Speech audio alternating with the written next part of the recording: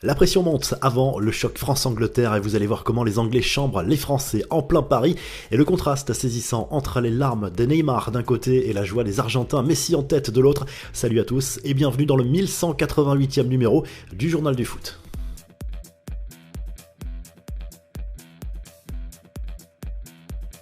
C'est le grand jour pour les Bleus. France-Angleterre, c'est ce samedi 20h au Qatar. C'est un quart de finale de Coupe du Monde très attendu des deux côtés. Les deux pays ne se sont jamais rencontrés en match à élimination directe d'une grande compétition. Didier Deschamps va très probablement reconduire le même 11 de départ que contre la Pologne avec Lloris dans les buts, Varane, Upamecano, Hernandez et Koundé derrière, Tchouaméni, Rabiot, Griezmann au milieu, Dembélé, Mbappé et Giroud en attaque.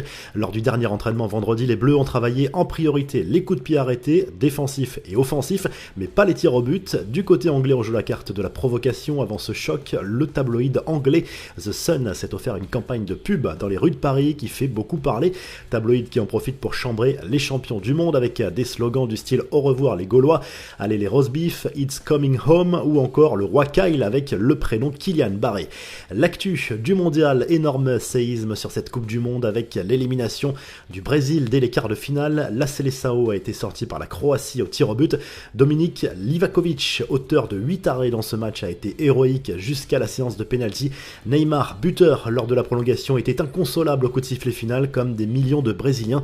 L'histoire aurait pourtant pu être très belle pour la star de cette équipe qui venait quelques minutes plus tôt d'égaler Pelé au classement des meilleurs buteurs de la Seleção. C'était sans compter sur l'égalisation croate. Neymar va-t-il mettre un terme à sa carrière internationale? Le Parisien a laissé planer le doute au sujet de son avenir. Je ne dis pas que je ferme la porte à la Seleção, mais je ne dis pas non plus que je vais revenir à 100%, j'ai besoin d'un peu de temps pour penser, mon cœur déborde de tristesse à lâcher le numéro 10 qui n'a pas pu tirer lors de cette séance. On a vu ensuite une belle image, celle du fils de Perisic qui est venu réconforter le meneur de jeu brésilien dont les larmes ont dû couler toute la nuit. Le sélectionneur du Brésil, Tite, a lui annoncé son départ après cette immense déception. Lionel Messi et l'Argentine, eux, poursuivent l'aventure dans cette Coupe du Monde et joueront contre la Croatie d'ailleurs en demi-finale. L'Albi Céleste a eu très chaud et s'est qualifié au tir au but après un match nul de partout.